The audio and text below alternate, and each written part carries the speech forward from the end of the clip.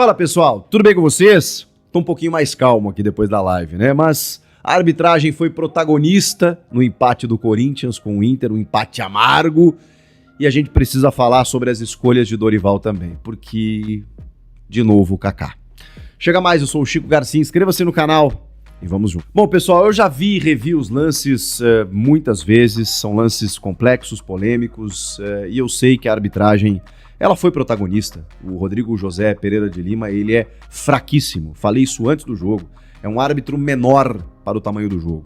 Vi que depois do jogo, inclusive, houve um levante de reclamações dos jogadores, do técnico Dorival Júnior, do presidente Osmar Stabile, que quase nunca fala, ele se posicionou, do Fabinho Soldado, e acho que é um posicionamento interessante, porque o Corinthians realmente teve muitos erros contrários.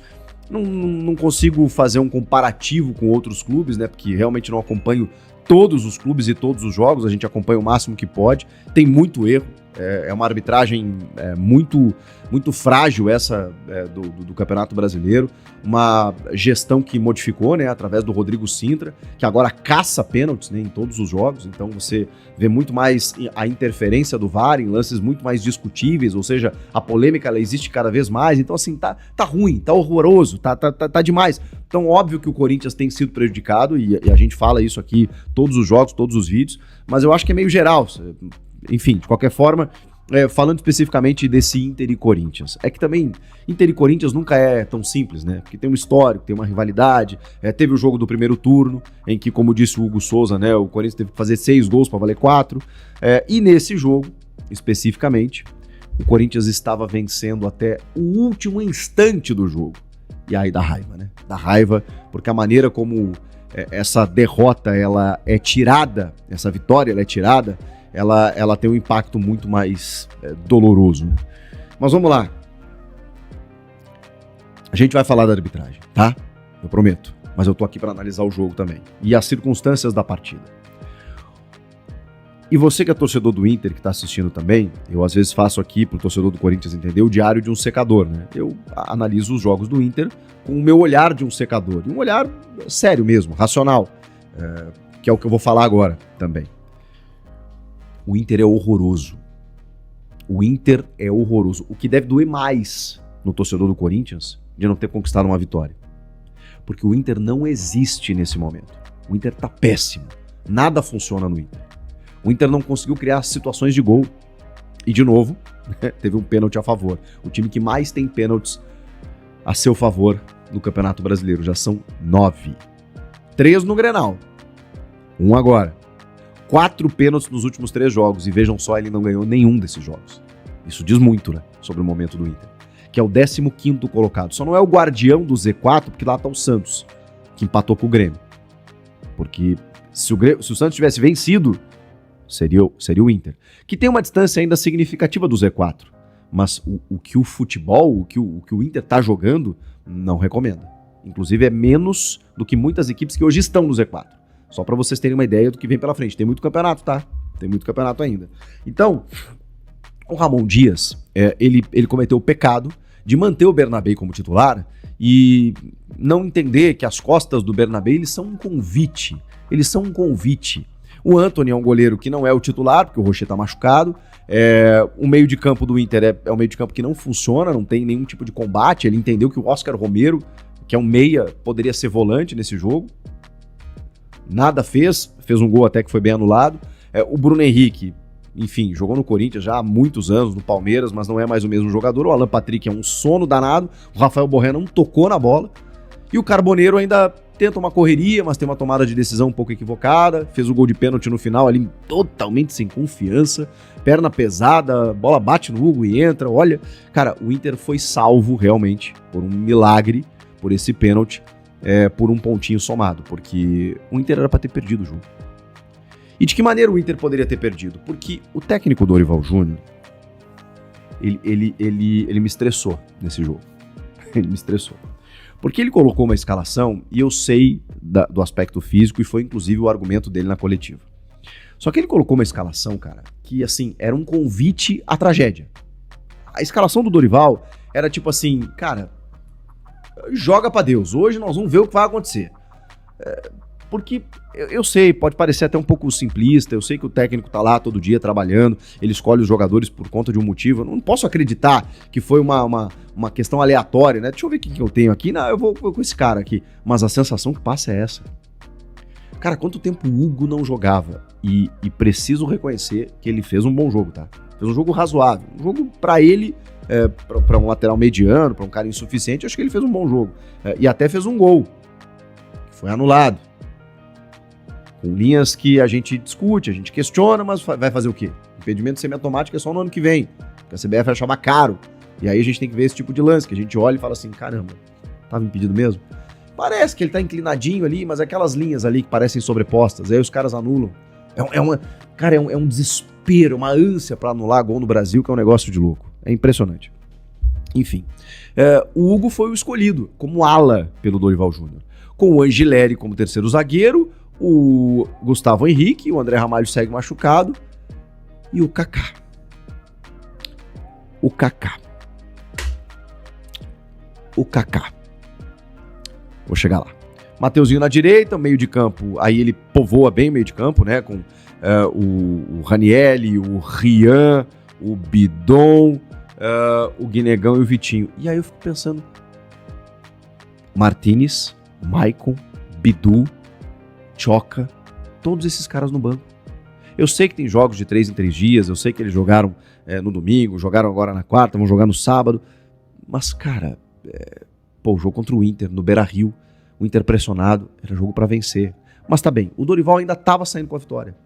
Ele ainda quase teve a sorte ao seu favor, porque ele escala um ornitorrinco tático e cara, tava dando certo, porque o Inter tá tão mal que o Corinthians poderia ter vencido. E vencido por mais, se tivesse um pouquinho mais de ousadia no jogo. Pois bem, o Inter ataca nos primeiros 5 minutos, faz uma pressão assim, do tipo, nossa, estamos na nossa casa. Aí o Alan Patrick perde um gol bizarro, porque é isso, ele é um sono, ele tá numa fase terrível, perde um gol surreal. Na primeira chegada do Corinthians, gol do Corinthians. De quem? Guinegão, que tem, sei lá, um começo de carreira como poucas vezes eu vi. Não sei onde ele vai chegar, mas, cara, o Guinegão é impressionante. Ele broca todo o jogo. Cruzamento do Mateuzinho, nas costas do Bernabéu, o Guinegão chegou, cumprimentou o Antony. Cabeçada difícil, tá? Porque ele tá vindo rente à trave e ele desloca o goleiro no peixinho. O Corinthians abre 1-0 com 10 minutos de jogo. 10 minutos de jogo. E estaria fazendo 2-0 num lançamento maravilhoso do Breno Bidon, que, aliás, de novo, mandou no meio-campo, assim como fora contra o Flamengo no primeiro tempo. Hoje ele também mandou no jogo o Breno Bidon. Que jogador que tá evoluindo cada vez mais, tá ganhando confiança, tá acreditando mais no próprio potencial. Isso é mérito do Dorival. Eu vou criticar o Dorival por outras questões nesse jogo, mas isso é mérito dele. Ele lançou o Guinegão, ele recuperou o Bidon, ele entendeu que o Bidon era um substituto pro Garro, ele recuperou o Maicon. Acho que o Maicon vem fazendo bons jogos e por isso hoje eu não entendi a reserva, sequência de jogos e tal. Difícil, cara. Quando você descaracteriza um time que já é complicado em termos de elenco, é óbvio que você sofre mais, né? E ele correu muitos riscos, mas ele tava ganhando o jogo ainda assim, vejam só. Porque eu não posso analisar só o resultado, né? E talvez a gente cometesse esse erro de dizer assim, o Corinthians ganhou, mas, cara, ele cometeu um risco danado quando ele fez isso. Mas ok, é porque eu tenho que analisar que do outro lado o adversário também tá numa fase terrível. E também por isso o Corinthians se sobressaiu. O Dorival acha que não, que o Corinthians jogou muito. Não foi o Inter que jogou mal. Não, o Inter tá mal, E o Corinthians se aproveitou disso, ponto, verdade. O Corinthians sai na frente, o Inter não consegue agredir, não consegue ameaçar, não consegue reagir, não consegue fazer nada. Aí no segundo tempo o Dorival mete a cavalaria, né? Aí bota Bidu, Maicon, Martínez, Romero... Porque o Thales Magno, ele tá meio que rifando, né? Contra o Flamengo, ele falou assim, quem é que tá sofrendo aqui? O Thales Magno, que tá sendo vaiado. Vou botar ele aqui. Não vou botar o Romero, né, pra não complicar a vida dele. Aí não, o Thales Magno, ele foi muito mal, não sei o quê, no próximo jogo não. Então vou botar o Romero. Porque realmente eu entendo que ele não tem tantas opções. Eu entendo isso. Mas, cara, tá difícil. Tá difícil cada vez mais de apostar nesses dois. Tanto no Thales quanto no Romero. E aí, na defesa, o Dorival foi questionado sobre o João Pedro Choca. O Choca jogou com o Gustavo Henrique, na ausência do André Ramalho, contra o Flamengo. E fez um baita jogo. E a sensação que eu tenho é que o Choca às vezes precisa fazer um jogo muito maior do que os demais para ganhar uma chance. Porque é difícil, cara. Os caras estão sempre priorizando um Kaká da vida. Mas aí é claro que o Dorival iria usar o argumento do desgaste. Até acho que não é errado, porque ele realmente saiu no segundo tempo contra o Flamengo, porque deve ter sentido. E aí, 3 dias depois, tem um jogo, o Dorival achou que, sei lá, poderia ter um potencial de lesão, mas ele estava no banco. Então a pergunta que a gente se faz é, tá, mas e o jogo todo? Precisava do jogo todo do Kaká, que já tinha um cartão no primeiro tempo, que assim, que é um zagueiro estabanado, para dizer o mínimo, que assim, sempre tem um problema acontecendo na sua volta. Você vai deixar o Kaká o tempo inteiro mesmo com o Tchoka no banco? Tá bem, você não quer usar o Tchoka. E o Ranieri, que inclusive contra o Flamengo foi um híbrido de zagueiro volante, jogou como terceiro zagueiro, não o Angelelli, o Ranieri. Por que não baixar o Ranieri e aí botasse o André, por exemplo, no meio de campo, ou o próprio Dieguinho? Ele tinha opções. Qualquer um, menos o Kaká. Vocês sabem por quê? Porque o Kaká, ele é um convite ao desespero. O Kaká, ele sempre apronta alguma coisa. O Kaká é inqualificável, gente. O Kaká não tem condições de vestir a camisa do Corinthians e de vestir a camisa de muitos clubes da Série A do futebol brasileiro. O Kaká é grosso, gente. Ele é terrível. Um momento ou outro ele vai fazer um gol de bola aérea ofensiva, mas depois ele vai fazer um gol contra. Depois ele vai cometer um pênalti. Depois ele vai fazer uma falta na entrada da área. Depois ele vai tomar um cartão desnecessário. Porque ele não tem condições de jogar em alto nível.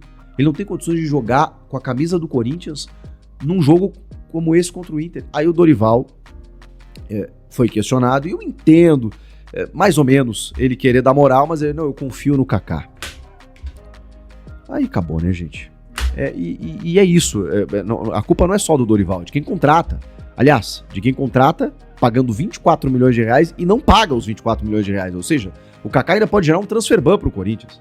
O Kaká, que teve uma meta ridícula de jogos no ano passado, obrigando o Corinthians a comprá-lo do Tokushima Vortis lá do Japão por 24 milhões de reais. Este zagueiro. Aí você deve estar assim, pô, mas o Chico tá maluco, eu queria ver ele rasgar a arbitragem aqui, ele vem me falar do Kaká e do Dorival. Pois bem, cheguemos, como diria o outro, no pênalti derradeiro no último instante do jogo. É óbvio que o jogo já tinha terminado, mas isso vale pro Corinthians também, tá? Porque eu não posso, gente, assim, eu vou criticar a arbitragem, mas eu não posso passar pano pro Corinthians, cara. Eu não posso passar pano por um amadorismo do time e do treinador. De novo, como aconteceu no passado em Itaquera, vocês vão lembrar. Tomou um gol no final do Inter também, deixou de ganhar o jogo. De novo a mesma coisa. Cara, acabou o jogo, o Romero perdeu uma bola no ataque. A bola voltou, aí ele voltou, não sei o que, lateral pro Inter. O juiz olhou pro relógio, já tinha dado os 51 dos 6 minutos de acréscimo. Ele poderia ter terminado o jogo, ele poderia. Mas aí, o que eu quero dizer pra vocês? Quando o cara, ele tá afim do problema, e o Rodrigo Pereira, ele parece que gosta do problema, ele parece que gosta do problema. Vou colocar dessa maneira, ele gosta do problema. É óbvio que ele poderia ter terminado o jogo ali. Nem ia se complicar, não ia se complicar. Mas, pela regra, o árbitro ele não precisa encerrar o jogo no momento em que dá o acréscimo do cronômetro lá, não precisa. Aquilo ali é um mínimo que ele coloca para acrescer ao jogo. Tá, então, Chico, então não precisa. Não precisa, para sinalizar, ó, eu vou dar pelo menos 5. E muitas vezes ele cumpre 5, 6, o número que bota ali. Mas ele pode esperar o lance concluir, qualquer lance. Normalmente o que acontece, o bom senso aí, são coisas que não estão no papel, gente. O cara tá numa zona morta ali, ele apitou o jogo, acabou, beleza. Muitos terminam até antes disso, faltando alguns segundos. Não vou me complicar aqui, vou terminar o jogo. Ele poderia ter feito isso? Poderia. Deveria ter feito isso? Deveria. Não fez. E, infelizmente, não infringiu nenhuma lei. Deixou o jogo seguir, teve um enrosco lá do Bruno Henrique com o Kaká. Ele vai encerrar, só que aí, pelo protocolo, ele não pode encerrar antes da revisão do VAR. Não pode. Ah, mas o jogo já terminou faz tempo no cronômetro, é aquilo que eu falei pra vocês, ele não precisa terminar ali. Só que naquele momento, aí é que ele não pode terminar. Porque se ele apita, não tem a revisão do VAR. E aí ele fere o protocolo. O protocolo precisa revisar, que o VAR revise, cheque o lance e se o VAR dissesse pra ele, porque ele não marcou nada no campo. E se o VAR dissesse pra ele, tá tudo limpo, chequei aqui, zerado, não tem nada, concordo com a decisão de campo, ele encerraria o jogo. Só que o VAR não entendeu assim. O VAR entendeu que o Kaká cometeu pênalti. Vamos lá. Eu não acho que foi pênalti. Porque se você marcar esse pênalti, você vai marcar 800 pênaltis por jogo. Tá? Toque na camisa, segurar como referência, tudo isso tem dentro da área, o tempo inteiro. Bruno Henrique valorizou. Mas aí, gente, vocês vão me desculpar. O Kaká fez tudo o que o árbitro queria. Ele colocou a mão na camisa do Bruno Henrique. Então, por mais que vocês queiram vociferar contra a arbitragem, e eu me somo a isso, porque eu acho que ela tá péssima em todos os sentidos, e a do Rodrigo Pereira ela foi calamitosa em todos os aspectos, tá? Não só nos lances capitais, na condução de jogo. Ele é fraco, horroroso, muito menor pro tamanho do jogo. Agora o Kaká não pode fazer o que ele fez no último lance do jogo. Ele não pode dar essa brecha, ele não pode dar esse mole. Ele não pode estar no time, ele não pode estar no clube, ele não tem que passar no portão, ele não tem que passar na rua do Parque São Jorge. Ele não pode, ele não tem condição. Então eu vou, como disse o Dorival, bravo com a arbitragem, porque a gente é cobrado, os jogadores são cobrados, a gente tem que dividir responsabilidades, pois eu divido. O árbitro foi mal. E o VAR, muito mais, caçando um pênalti, como eles estão fazendo o tempo inteiro, sendo que o árbitro já tinha deixado o lance seguir no campo. Aí ele vai lá no monitor, na câmera lenta, ele vê no frame, mas tem um puxãozinho aqui que não gera impacto, na minha opinião e na opinião de muitos, mas na opinião dele, nossa, gerou impacto ali no Bruno Henrique, vou dar o pênalti no último minuto do jogo. Vou estragar com o jogo. Só que ele só fez isso porque o Kaká deu esse mole. E ele só fez isso porque o Dorival escalou o Kaká. E ele só fez isso porque o Kaká foi contratado pelo Corinthians. Então, vocês veem que é uma bola de neve. O Kaká não tem que estar no Corinthians. Ele não tem que estar no banco, porque senão ele entra. Ele não tem que estar nem no time titular. Muito menos pro João Pedro Tchoca. Vocês querem falar da arbitragem? Vamos falar da arbitragem. Mas não esqueçam de dizer que este cidadão não pode jogar no Corinthians. E o Dorival Júnior, ao escalar este cidadão, ele correu esse risco. Porque é isso que você ganha quando você escala o Kaká. Fala, torcedor corintiano, venho aqui trazendo mais um vídeo. Vamos falar aí a respeito dessa arbitragem horrível, horrorosa, né? E também do Kaká, né? Sempre fazendo um caca e prejudicando o timão, né? Também o Dorival errou aí em escalar o Kaká.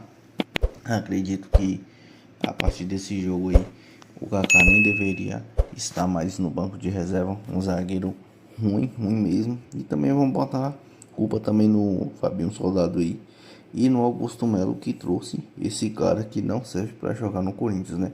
Acredito que é muito ruim, muito frustrante para o torcedor ver um jogador como o Kaká. Eu prefiro o Tchoca do que o Kaká. O Kaká sempre fica fazendo isso daí. Do nada ele sempre dá um pênalti pro rival. Eu acredito também que não foi pênalti. Eu vi aquilo, o lance. Eu não achei aquilo pênalti. Foi como o jogo do Flamengo. Não foi para o Flamengo. E a arbitragem deu. E é complicado, né? Então, for conversar de arbitragem, isso daí só complica mais as coisas. Queria saber o que é que você pensa disso daí. Deixa seu like, comenta muito esse vídeo. Tamo junto, forte abraço e vai.